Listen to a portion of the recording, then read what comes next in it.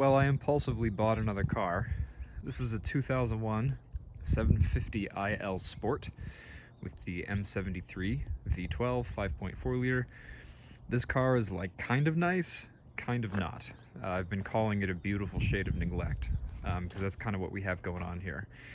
This thing suffered from some hail damage. The hood and trunk have been fixed, but the tops of the doors and fenders have not, and the roof is bad.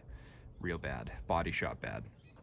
Doors and fenders will clean up with PDR, but the roof is gonna have to go to the body shop. I'm gonna look at the front end today because the front end's got that clunk when you tap the brakes at low speed, but the thing itself drives well, and I mean, the engine seems to run flawlessly, like so smooth, really strong transmission too. So today is just an inspection day. I might do a couple things, like I have some grills to replace those. I have some trunk shocks. It needs a blinker, you know, a directional bulb in the back. So just little things. I'm gonna clean the wheels, see how nice they are, you know, look at my spare. I think I have a really nice spare in the 740. The spare in this one, rim-wise, is not very nice. So I'm gonna try to, this is the first time I've really looked at the thing, but I'm gonna try to see what the story is with this car and see what kind of parts I need to start buying. So here's what we've got in here. Because it's the IL Sport, or 750 Sport, it's got the cool wood trim, all the shades, though the back shade is not working. It does have it in the switch. It's got the funny little feet thing that I think are original. Heated rear seats, obviously you can see that panel's kind of fallen off. You know, front seats are overall pretty okay. Sound system's good. This window is stuck down. It is the double pane glass, not bulletproof, not protect and package, just double glazing option. Heated front seats, massaging seats, sport EDC. It's a pretty tricked out car.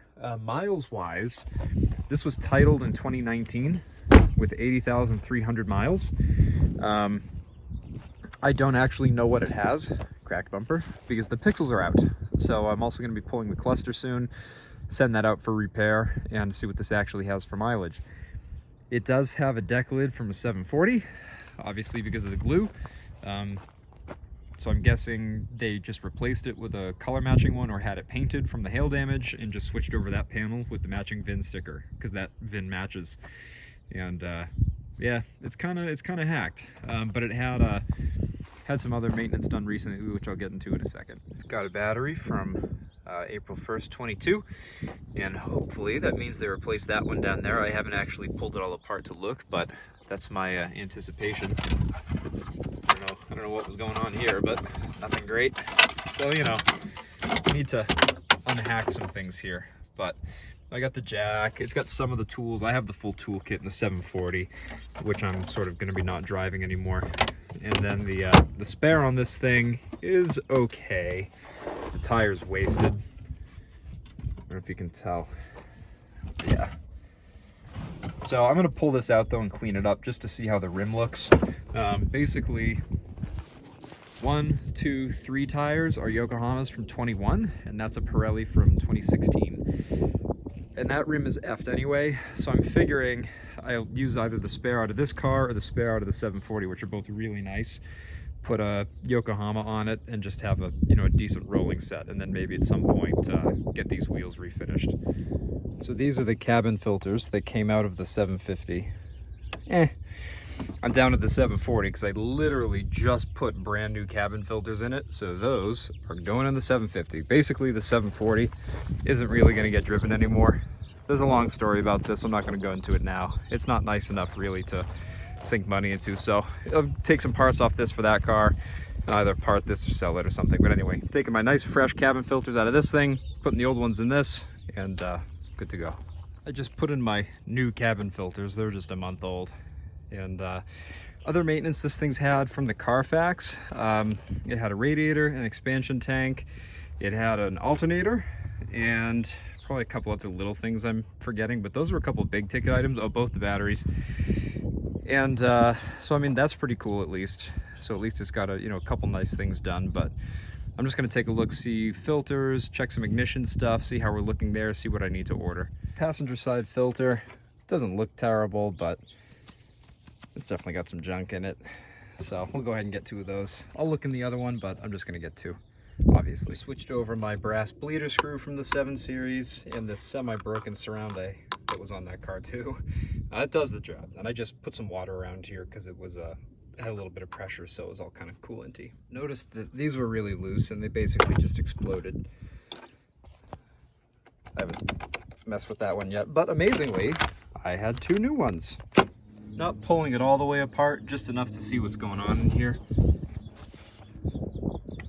I can't really get it to focus.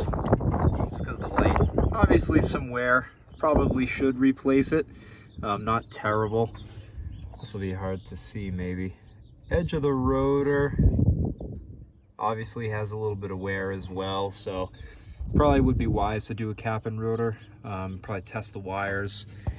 Want to avoid replacing the wires if possible. And now I'm going to pull a spark plug, and they'll probably need to be done, and that's a bummer because this side might be okay, but man, that definitely won't be fun.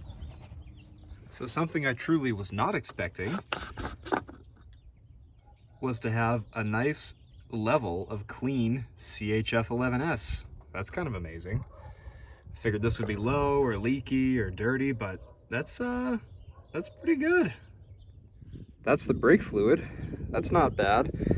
I thought it was going to be a lot worse because it looks pretty gross in there, but it's actually pretty clean, so I don't have to worry about a brake flush immediately, so that's kind of cool. I was about to go ahead and pull a spark plug out and found something.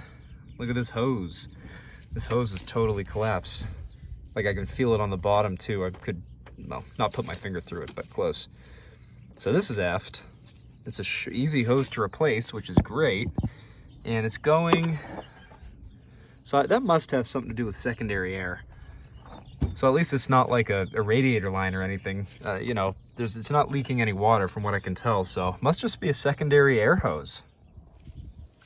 So there's spark plug boot number 1, looks good. Man, it is so far in there. This is what I need at least to get to even number 1. It just goes so far in there.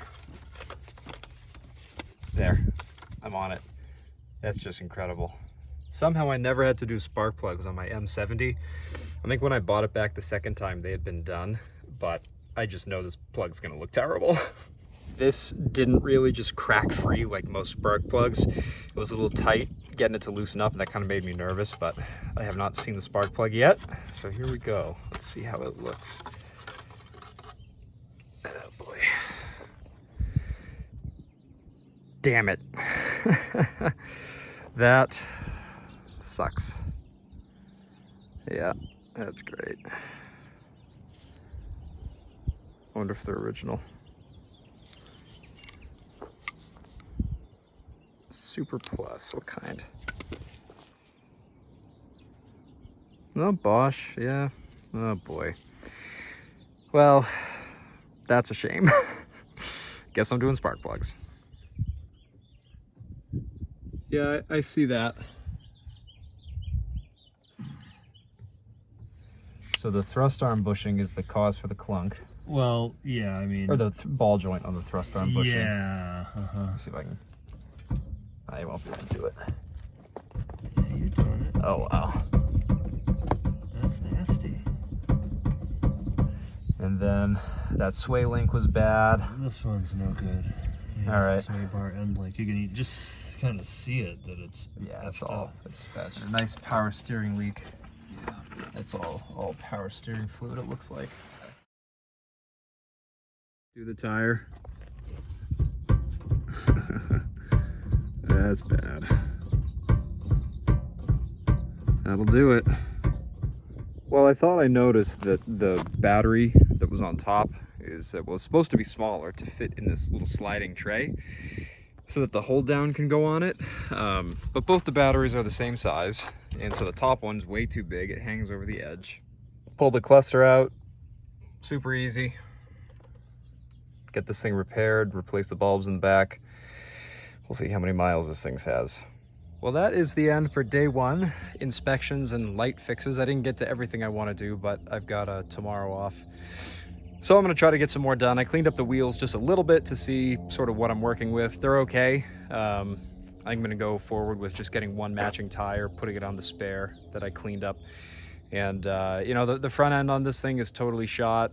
It's got a nice power steering leak, looks like from the low pressure feed line, so that one's easy enough. It's gonna be a project, and cost some coin, but you know, the price of entry was pretty reasonable, I think. So we'll see what happens here.